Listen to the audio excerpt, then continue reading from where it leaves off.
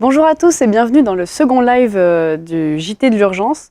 Donc aujourd'hui, on se retrouve avec deux étudiants, Amélie et Corentin, qui sont tous deux membres de l'équipe du Manifeste pour un réveil écologique.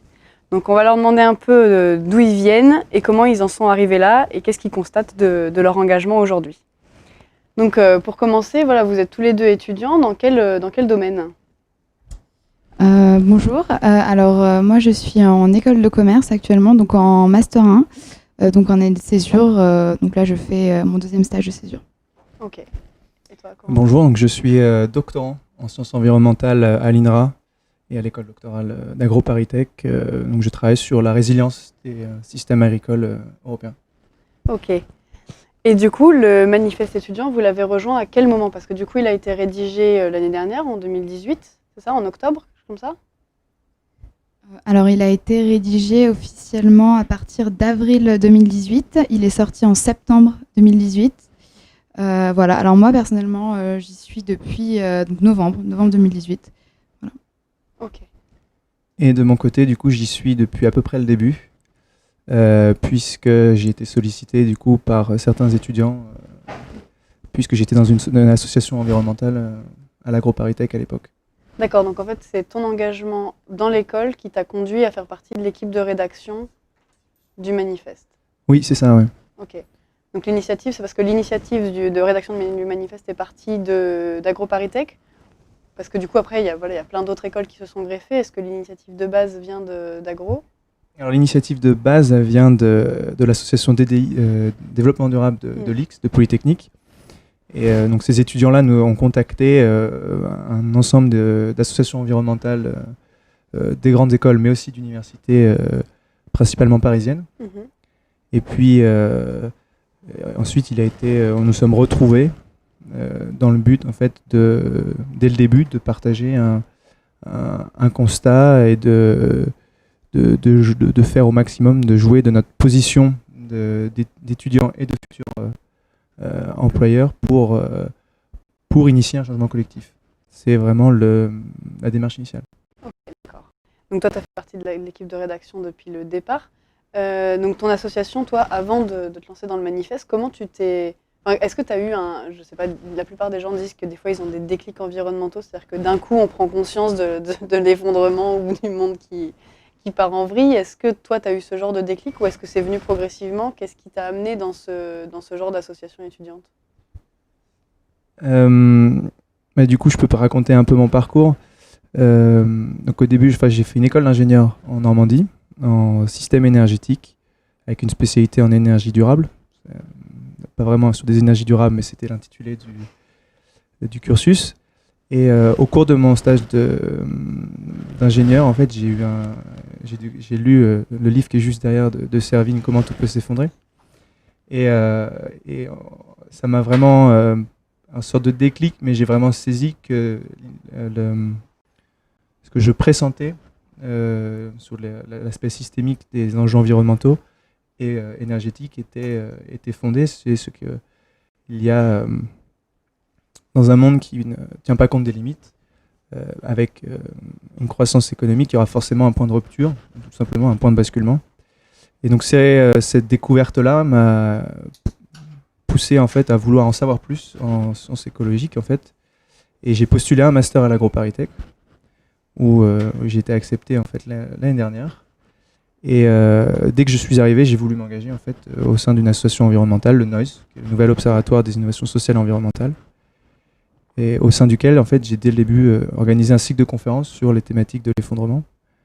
Et puis après en fait au cours de cette année-là, nous avons été contactés par l'X. Ok, génial. Et toi, du coup, comment est-ce que tu as été amené vers le manifeste ? Tu es arrivé après la rédaction, donc tu l'avais signé avant ? Moi, je vais refaire un peu mon parcours aussi. Alors, j'ai toujours été sensibilisée, on va dire, à la protection de l'environnement, de la nature. J'ai un père qui est président d'une association de protection de la nature. Alors, j'ai toujours été sensibilisée à ces thèmes. Mais je vais rejoindre Corentin. Du coup, c'est vraiment à la lecture du livre de Pablo Servigne, Comment tout peut s'effondrer, que j'ai vraiment eu un certain déclic. Mais le déclic s'est passé, mais j'ai quand même mis ensuite 2 ans à vraiment accepter la chose et à me documenter d'autant plus. Et à me dire que maintenant, il fallait vraiment que j'ai une action, que j'agisse. Et voilà, pour aider justement la société à ne pas s'effondrer, entre guillemets. Et donc, mon père m'a en fait envoyé un jour le lien du manifeste étudiant. Il m'a dit, il faudrait que tu lises ça, ça pourrait t'intéresser. Je l'ai lu. Et c'est suite à ça, en fait, que je l'ai rejoint. Et voilà, donc depuis... Donc tu l'as lu, tu l'as signé, tu les as contactés et ça y est, tu étais partie Exactement, dans la boucle. voilà, exactement. Génial. Et donc tous les deux, c'est marrant, c'est donc Pablo Servigne qui vous a, qui a mis des mots un peu sur ce que vous ressentez en fait, c'est ça? Qui a explicité Alors personnellement, je n'étais pas du tout consciente de ce risque d'effondrement. En fait, je savais que bien sûr, il y avait le réchauffement climatique, etc. Mais je n'étais pas conscientisée à ce point. Et donc la lecture du livre de Pablo Servigne m'a vraiment en fait appris l'urgence de la situation et c'est vraiment à ce moment-là où je me suis dit que ok, donc là il faut vraiment faire quelque chose et c'est là où j'ai peut-être des leviers d'action qui peuvent être intéressants en tant qu'étudiante et future employée ou employeur. Ok. Tu voulais ajouter quelque chose? De mon côté, il a surtout permis de structurer des idées que j'avais déjà et en fait d'accélérer le processus. Ok, génial. Et du coup, aujourd'hui, le manifeste, donc, il a été signé par 30 000... On grossit les chiffres, ça fait plaisir, mais 30 000 étudiants à peu près. Et du coup, aujourd'hui, donc, une fois qu'il est signé, je veux dire, ça c'est le factuel, ce qu'on a vu, c'était l'objectif initial pour lancer un mouvement.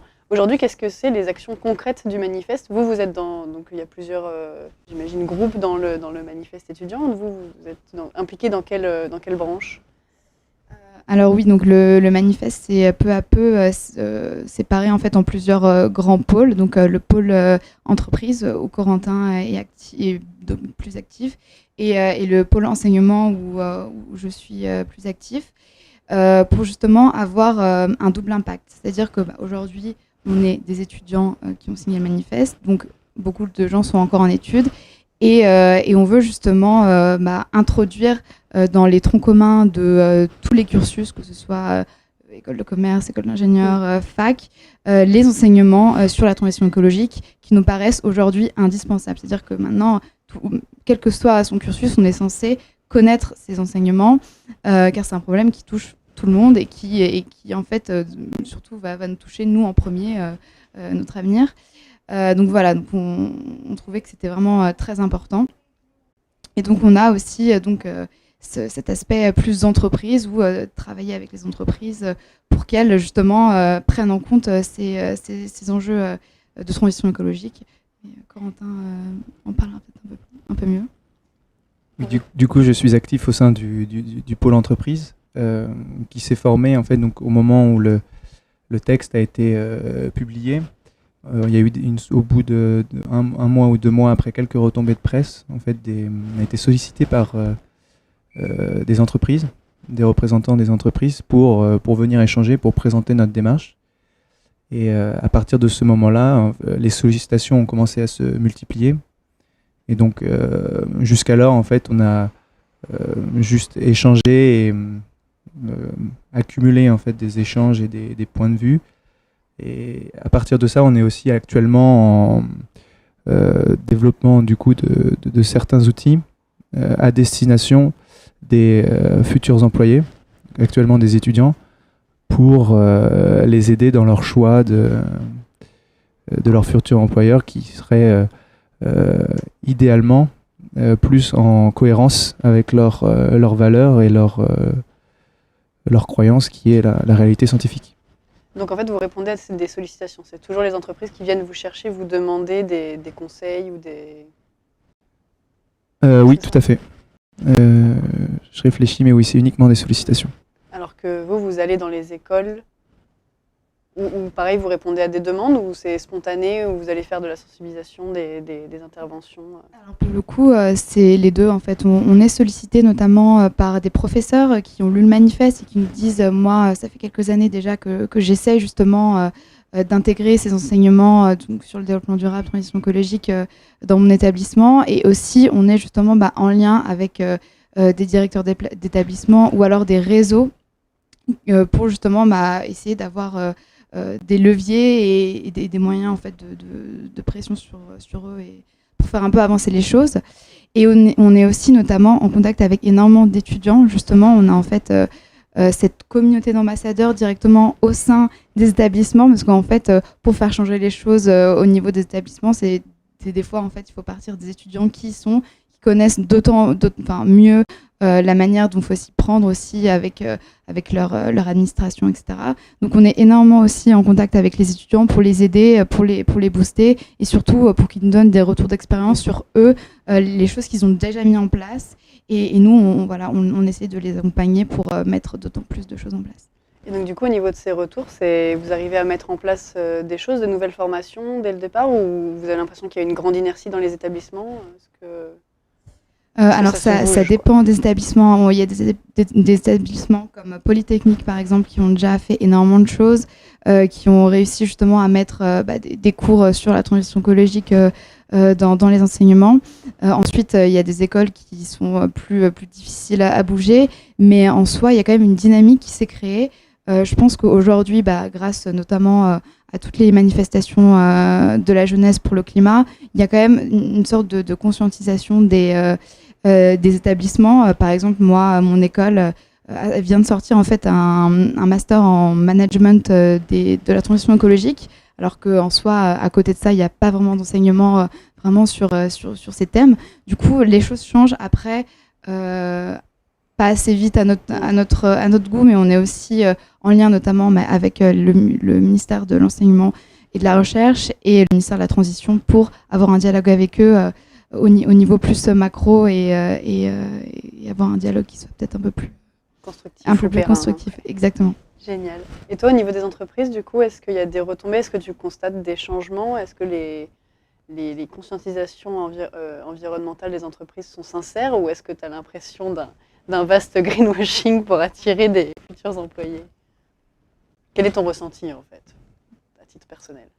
À titre personnel, j'ai pas encore rencontré personnellement d'entreprise, ce sera bientôt le cas, mais de tous les comptes rendus que j'ai lus et des discussions qu'on a eues, déjà, non, on peut pas dire qu'il y a une véritable conscientisation environnementale des entreprises.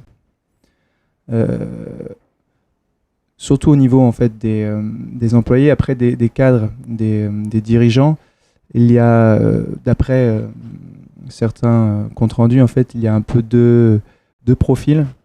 Il y a ceux qui n'ont vraiment pas de conscience, et il y a ceux qui en ont conscience, dont on le sent qu'ils ne le montrent pas forcément, mais qui ressentent aussi un peu la difficulté d'agir dans leur poste, bien qu'ils aient des possibilités, du pouvoir. On ressent du coup leur espèce de dissonance cognitive, puisqu'ils n'arrivent pas à agir à la hauteur des enjeux. Et est-ce que ça, c'est à titre individuel, disons, comme tu disais, la dissonance cognitive individuelle, de se dire je me mets en mouvement ou pas, ou est-ce que c'est l'inertie globale de l'entreprise qui fait qu'on est bloqué dans un mode de fonctionnement au niveau des employés, d'après toi?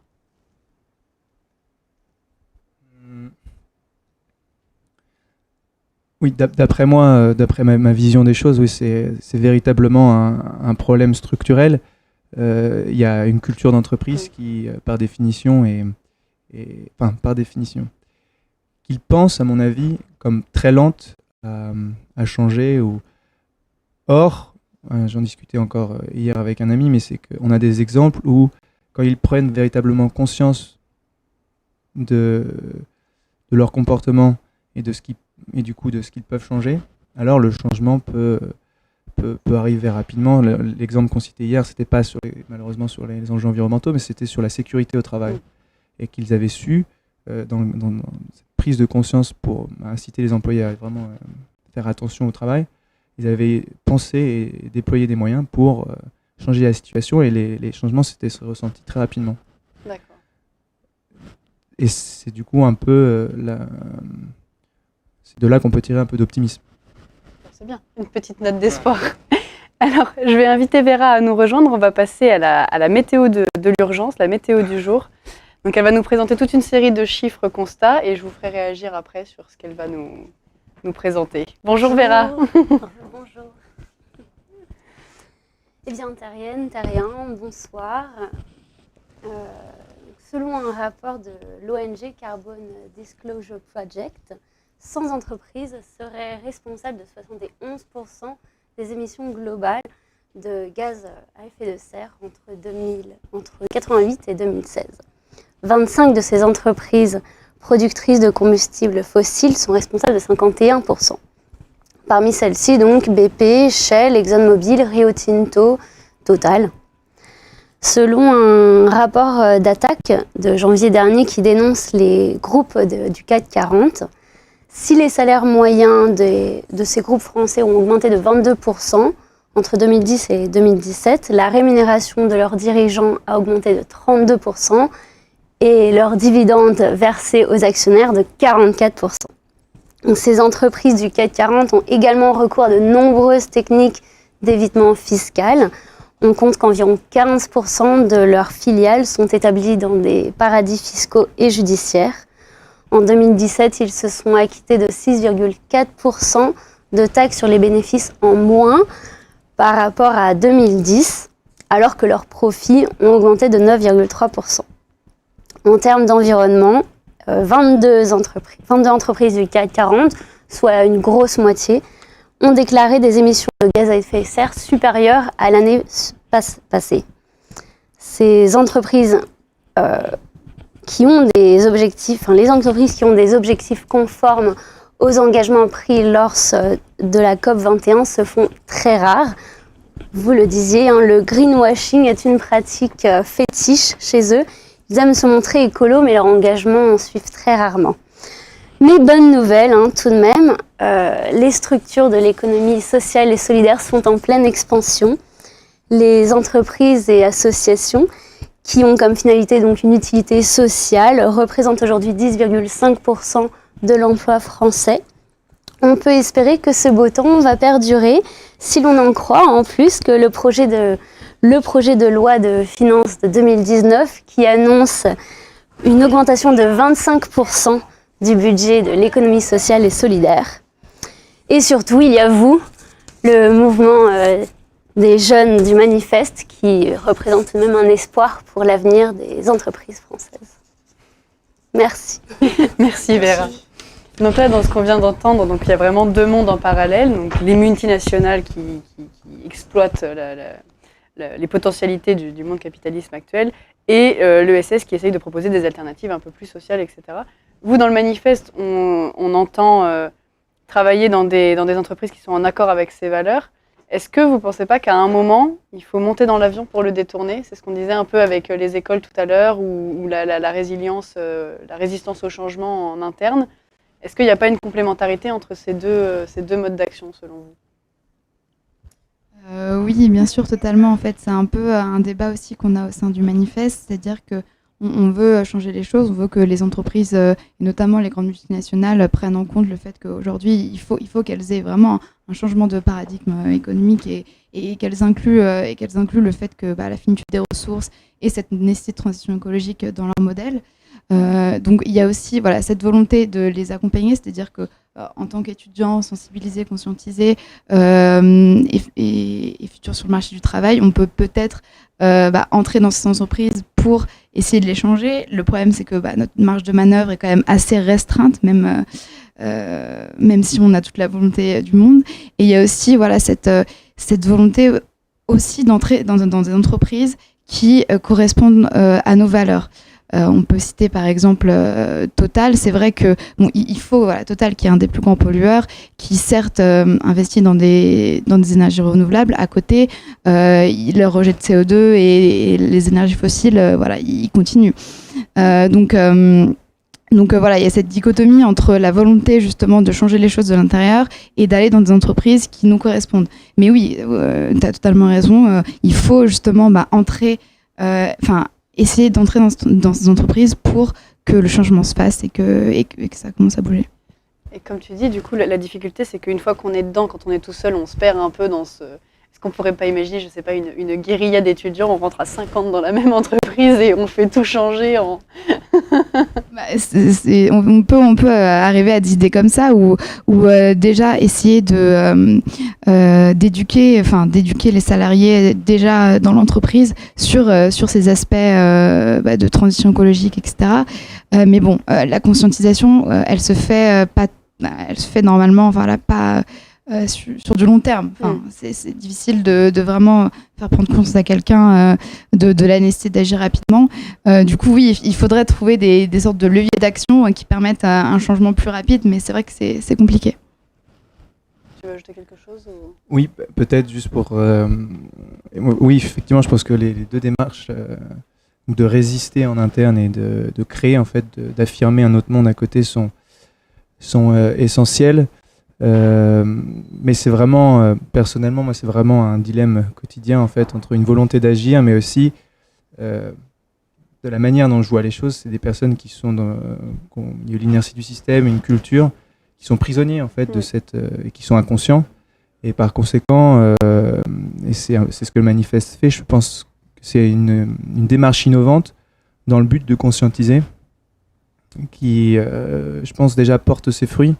On va voir jusqu'où on peut la pousser. Mais sans dire que c'est égoïste de partir directement dans l'économie sociale et solidaire, je pense qu'il est intéressant quand même qu'il y ait plus de personnes qui essaient vraiment de conscientiser par l'intérieur. Oui, c'est comme ça que je le vois. Pour driver des personnes qui ne seraient pas forcément sensibilisées de Oui. base. Sinon, on reste Après, je dis chacun a son mode aussi d'action. Chacun s'épanouit dans... Pas s'imposer. Il faut, c'est ça, place en fonction de son mode d'action qui nous correspond. Je vais inviter Julien à nous rejoindre des économies justement dans le monde entrepreneurial. Julien règle la caméra et nous rejoint. Il fait tout en même temps. C'est un génie, que voulez-vous? C'est bon, tu t'autofocus, autofocus? Ça devrait le faire. Allez. Bon, bonjour Amélie, bonjour Corentin, bonjour Nina, bonjour à vous tous et toutes derrière la caméra. Alors, hier, je vous disais qu'on était à 12 tonnes de CO2 par an et par personne, que le premier secteur émetteur en France, c'était les transports. On va tout de suite passer au deuxième, les bâtiments. Et là, il y a de belles conneries écologiques à débusquer. D'après l'association Negawatt, si on éteignait juste les ventilations, les ordinateurs et les lumières la nuit, là où il n'y a personne et où ça ne sert vraiment à rien, on économiserait jusqu'à 1/3 d'électricité dans les bâtiments. Mais ça, c'est que la face émergée de l'iceberg. Parce que l'électricité, en France, nous, elle est très décarbonée. Donc ça ne changerait pas grand-chose. La face en dessous de l'iceberg... La face de l'iceberg, qui est la plus grosse partie, c'est le chauffage. Et là, l'ADEME nous dit, donc l'Agence de l'environnement et de la maîtrise de l'énergie, nous dit que la température idéale pour chauffer, c'est 19 degrés. Et à chaque fois qu'on baisse son thermostat d'1 degré, c'est au moins 7% d'économie sur la facture et sur les émissions de gaz à effet de serre. Donc, on peut faire d'énormes choses. Sans même parler aussi d'isolation des bâtiments, parce que là, on peut encore avoir un potentiel plus grand. On peut nous isoler, nous, en mettant un pull, tout simplement. Et on redécouvre un concept génial. Il existe des saisons. On peut aussi ne pas chauffer la nuit.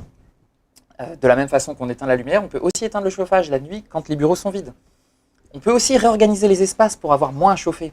Quand on a des open space avec des armoires qui sont remplies de choses que les salariés ne regardent jamais, des archives, on peut faire des ailes d'archives qu'on ne chauffe pas. Et ce qui est génial, c'est quand les salariés vont chercher leurs documents, ils ont des nouvelles fraîches.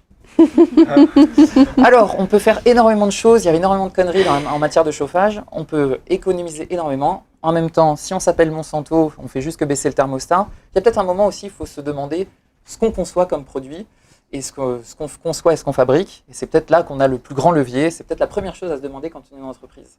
Merci. Merci à toi. Du coup, là, on tombe exactement dans la thématique du manifeste. Et là, on parle en fait de cohérence. C'est-à-dire que si on a un objectif d'engagement, qu'est-ce qu'on fait entre ses valeurs internes et son quotidien? Donc vous, individuellement, je vais vous demander ce que vous arrivez, peut-être que vous essayez de mettre en place individuellement recette au quotidien pour vous sentir en accord avec vos valeurs internes? Alors c'est vrai que c'est assez compliqué parce on fait partie d'un système et on est totalement dans le système, même si on a des valeurs qui se veulent écologiques, etc. Alors moi personnellement, j'essaye d'agir au moins sur ma consommation. Je mange plus de viande par exemple. Ça a été un des premiers grands bouleversements de mon quotidien. Ensuite, je me dis que déjà avec l'engagement que j'ai dans le manifeste, voilà, c'est déjà mieux que rien. Mais c'est vrai que voilà, cette cohérence, elle est quand même difficile parce que voilà, là, on est à part aller vivre en ermite ou alors se couper un peu de la société. C'est vrai qu'on est toujours dans des schémas qui sont pas forcément compatible avec le développement durable ou la transition écologique. Donc voilà, mais en tout cas, j'essaye petit à petit de changer vraiment toutes mes habitudes. Et toi, ton tips du quotidien, ce serait quoi? Celui qui, à mon sens, a le plus d'impact, mais qui est peut-être le plus difficile à appréhender, c'est ce que je mange, du coup. En plus de ne plus... du coup, je fais un peu végétarien la semaine et un peu de viande et de poisson le week-end. Du coup, j'ai un producteur local, donc j'ai la chance qu'il vient à l'AgroParisTech, qui cultive en bio, même avec du coup ce que lui caractérise d'approche permaculturelle. Donc je mange des fruits et légumes locaux, de saison, et j'ai considérablement réduit ma consommation de viande. Je pense que ça, c'est déjà ça a un fort impact sur, pas uniquement du coup les émissions carbone, mais aussi toute la dimension impact environnemental, parce que c'est aussi défendre une autre agriculture. Ok, donc c'est faire des choix de consommation pour soutenir un modèle en particulier qui vous paraît durable ou en tout cas plus cohérent avec les enjeux du climat qu'on connaît aujourd'hui. Oui, tout à fait. Je rajouterais que, parce que ça me paraît essentiel, que les deux vont de pair. Je me suis engagé aussi à ne plus prendre l'avion déjà personnellement, et j'essaye de lutter au travail pour ne plus le prendre, malgré les maintes sollicitations. Mais je vais tenir. Mais oui, on y croit et on te fait confiance là-dessus. Tu vas t'en sortir et négocier pour faire des Skype plutôt que des échanges aériens. De longs voyages en train. Ou de longs voyages en train. Ça dépend jusqu'où tu vas, mais bon. Je te souhaite bon courage. Et ben, je crois qu'il est temps de conclure aujourd'hui. Vous avez un... Ah, Vera voudrait rajouter un tout petit quelque chose avant de finir. Elle va conclure donc la... De ma chronique, je finis quand même par la Sainte. Et demain, c'est la Sainte Honorée. Donc honorez-vous et choisissez un emploi qui vous va bien. Parfait, très belle conclusion. Merci pour ce soir. Donc on se retrouve demain. On se retrouve demain soir à 19h, à la même heure, en espérant qu'on soit à l'heure cette fois-ci. Et je vous souhaite une très bonne soirée. Au revoir.